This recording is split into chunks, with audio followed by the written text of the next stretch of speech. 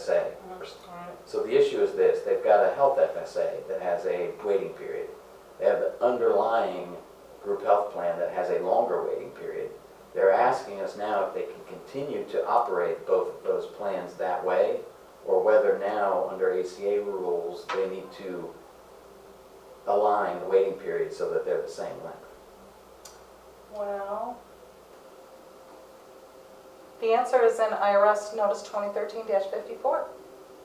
So I was just on the phone with one of our consultants, Right. and he's been dealing with one of his employer groups around the issue of what is a full-time employee under the ACA. And our consultant has rightly been telling him what the new rules are and the fact that it's, anyone who averages more than 30 hours a week. Good. And unfortunately, this employer group keeps pushing back. And now the employer group wants us to be able to give them something in writing to prove that we actually know the answer. Can we put together something in writing on that issue? I don't see why not.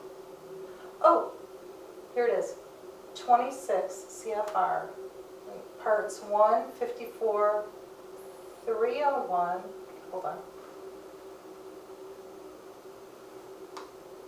Oh, and 4980H. Perfect. So, we're winding down 2014, we're heading towards January 1st, 2015. We've got employer reporting coming on the horizon, we've got large employer mandate penalties. This has been pushed back before. I've gotten 4 or 5 questions from the field just in the last week, and they'd like to know what we believe is going to happen in the future. They'd like to know whether we think it's going to be delayed again and pushed off for another year. Well, what do you think about that? How should we respond? Well, let me see what we think. Cannot predict now. We're gonna have to go to a higher power.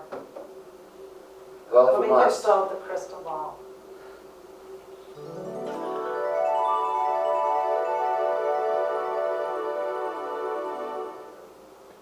So contrary to popular belief, we don't actually know everything off the top of our head. We do have to do some research from time to time. There's plenty that we do know because you're asking us lots of questions, and some are very similar, and we've looked something up recently. But what we try to do is we'll identify, we've got specific sources that we go to. Carl has some different ones than I do so that they complement each other. We'll look up information, we'll discuss it with one another, we'll come up with what our response is or how we think that we need to behave or respond as a company, and then we'll provide that to you. Yeah, and I think we did take a humorous look at it today with the Magic 8 Ball. There just simply isn't one when it comes to benefits compliance in general and the ACA in particular, but we do have resources that we consult daily.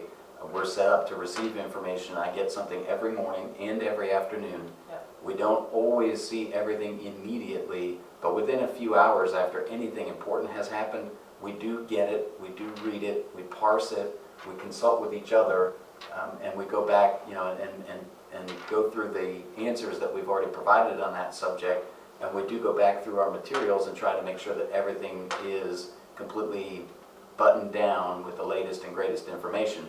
And again, sometimes that means a turnaround can be very, very fast. Other times it's a more complicated process. It's a little bit more dense. The material might be a little bit more difficult to understand, or it just may be something that's not completely finalized yet. So there will be times when our first response might just be, this is what we think generally, but it's going to require more research, and we don't have any kind of a magic 8 ball that provides an immediate answer.